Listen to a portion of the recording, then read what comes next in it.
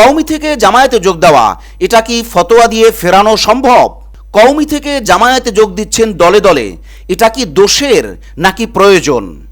অনেকেই প্রশ্ন তুলেছেন যে কওমি থেকে জামায়াতে যাচ্ছে, এ দায় কার? আসলে দায় কার আমরা আজকের ভিডিও বার্তায় বুঝবো ইনশাআল্লাহ। আসসালামু আলাইকুম ওয়া রাহমাতুল্লাহ।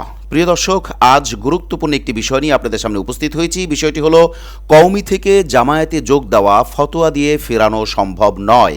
কারণ অনেকেই প্রশ্ন তুলেছেন যে কওমি থেকে যে জামায়াতে যোগদান করা হচ্ছে, অর্থাৎ ছেলেরা যে কওমি থেকে জামায়াতে যাচ্ছে, এর দায় কার? অনেকেই দায় কার এই নিয়ে প্রশ্ন তুলেছেন, অনেক লেখালেখি দিয়েছেন, অনেকে বক্তব্য দিয়েছেন। এ বিষয়ে আমরা কোনো ডকুমেন্টের দিকে যাচ্ছি না, সময়ের স্বল্পতার কারণে আপনারা নেটে দেখে থাকবেন। বাদবাকি কথা হলো এটা যে সর্বপ্রথম আমরা আখলাক টিভির পক্ষ থেকে এই দাবি করব যে কওমি থেকে জামায়াতে যোগদান করা, এটাতে আমরা আখলাক টিভির পক্ষ থেকে তেমন কোনো দায় দেখি না।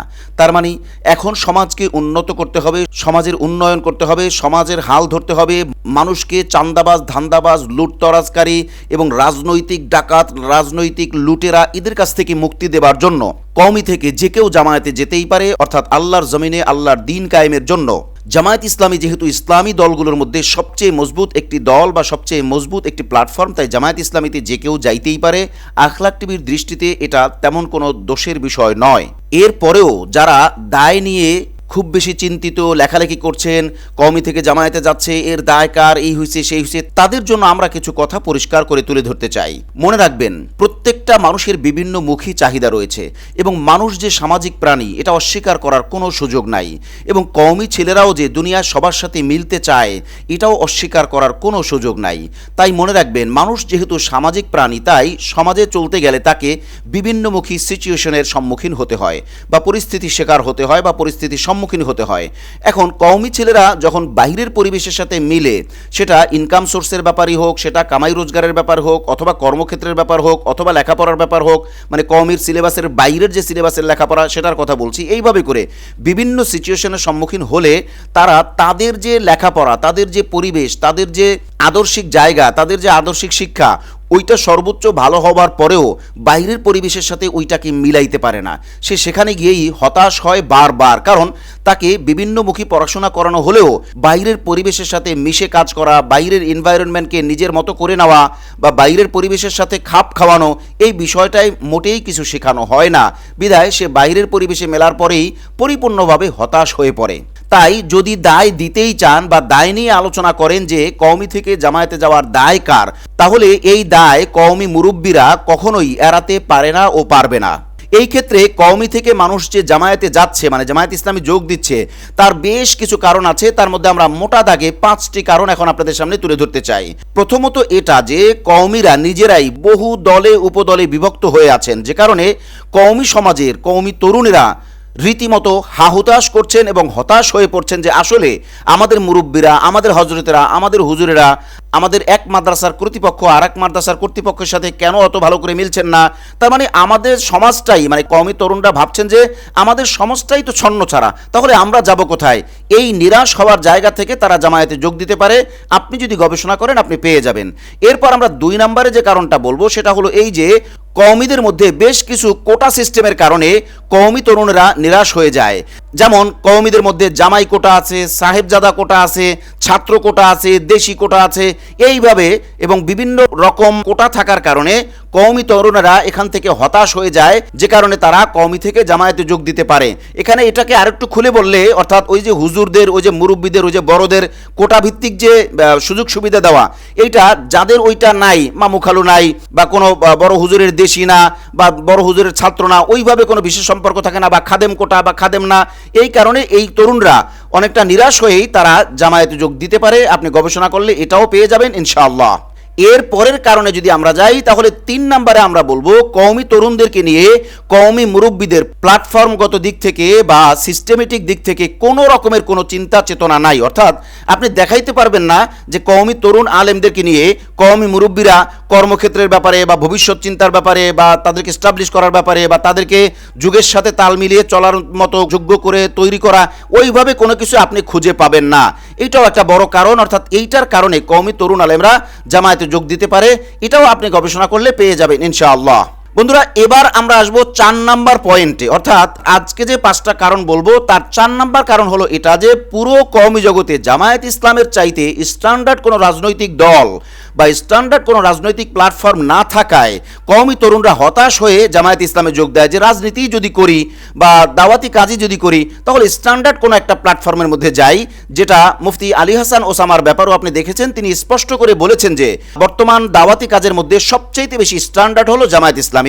আর আমরা যেহেতু শ্রম দিব তাহলে দুর্বল কোনো প্ল্যাটফর্মে শ্রম দিয়ে লাভ নাই, আমরা পারফেক্ট বা যোগ্য কোনো প্ল্যাটফর্মে শ্রম দিই যেখানে শ্রম দিলে আমার শ্রমটা কাজে লাগতে পারে বা ভালো করে কাজে লাগবে। অর্থাৎ কওমি জগতে জামায়াত ইসলামের মতো বা তার চাইতে উচ্চত কল্পনাই করা যায় না, বা জামায়াত ইসলামের কাছাকাছিও কোনো স্ট্যান্ডার্ড রাজনৈতিক দল না থাকার দরুন কওমি তরুণরা হতাশ হয়ে জামায়াত ইসলামে যোগ দিতে পারে। আপনি এটাও মিলিয়ে দেখবেন।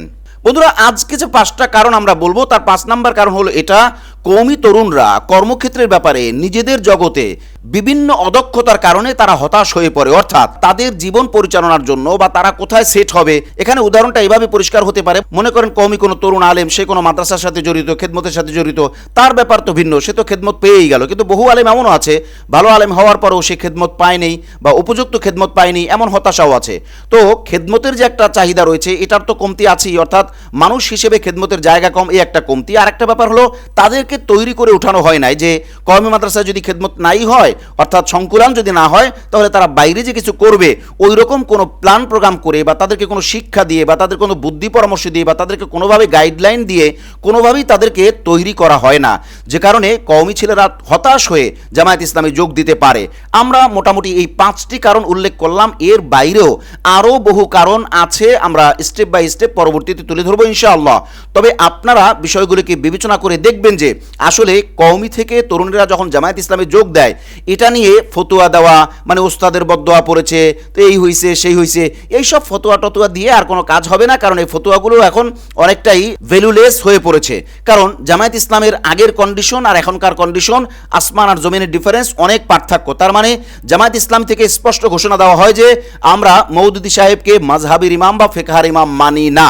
যেহেতু মওদুদি সাহেবকে মাযহাবের ইমাম বা ফিকহার ইমাম মানে না, সেহেতু মওদুদি সাহেবের ব্যাপারে যে প্রশ্ন রয়েছে সেই প্রশ্নগুলো এখন আর বড় করে ধরার কোনো সুযোগ নেই। তার মানে আগের জায়গায় যেখানে কওমিরা ছিলেন সেখানে জামায়াত আগের জায়গা থেকে চেঞ্জ হয়েছে, অতএব কওমিদের সেই ফতোয়াগুলো অকার্যকর বা দুর্বল হয়ে পড়েছে, এটা অস্বীকার করার কোনো সুযোগ নাই। আর কিছুদিন আগে তো আপনারা দেখলেনই যে চরমনাই তথা ইসলামী আন্দোলন অর্থাৎ কওমি ঘরানার একটা পার্ট, তারা একটা ঘোষণা দিয়েই অনবক্স পলিসিতে ছিল।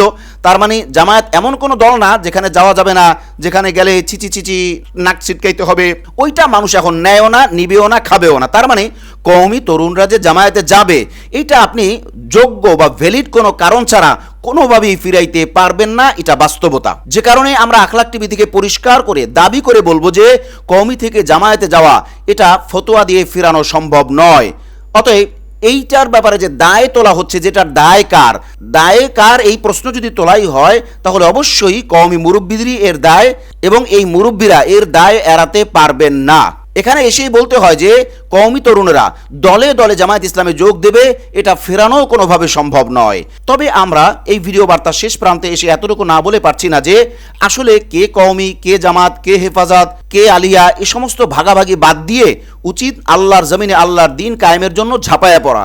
বিগত 53-54 বছর আমরা যেভাবে নাস্তিক, মুরতাদ, ধর্মবিদ্বেষী, রাম বাম এদের থেকে যেইভাবে ষড়যন্ত্রের শিকার হয়েছি, যেভাবে আমরা তাদের খেলার পুতুল হয়েছি, তারা আমাদেরকে খেলার পুতুল বানিয়ে খেলেছে, তারা আমাদেরকে দাবার গুটি বানিয়ে খেলেছে, এটা অস্বীকার করার কোনো সুযোগ নাই। এখনও যদি আমাদের কিছু মানুষ যারা ভুল করছেন অর্থাৎ দলবাজি করছেন, এরা যদি একটু হুঁশ না করে বা তাদের যদি একটু হুঁশ না হয় তাহলে হয়তো আমরা আরও অনেক সময় ধরে মুক্তি পাবো না। তবে এটা ঠিক, যেহেতু জাগরণ শুরু হয়েছে সেহেতু পরিবর্তন হবে।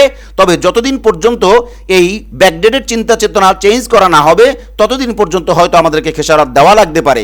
বাদবাকি এই ধারা চলমান থাকবে। কওমি থেকে জামায়াত ইসলামে যাবে, এটা ফেরানো কোনোভাবেই সম্ভব নয়। তবে এটাকে আমরা কোনোভাবেই দোষের বলে বিবেচনা করব না, বরং আল্লাহর জমিনে আল্লাহর দিন কায়েমের বিবেচনাই আমরা এটাকে নিব, এবং আমরা সবাই মিলেঝুলেই একসাথে আল্লাহর জমিনে আল্লাহর দিন কায়েমের চেষ্টা করব। আল্লাহ রাব্বুল আলামিন আমাদের সকলকে সেই তৌফিক দান করুন। আজ তাহলে এই পর্যন্তই, দেখা হচ্ছে পরবর্তী কোনো লাইভে অথবা পরবর্তী কোনো ভিডিও বার্তায় ইনশাআল্লাহ। আসসালামু আলাইকুম ওয়া রাহমাতুল্লাহি ওয়া বারাকাতুহু।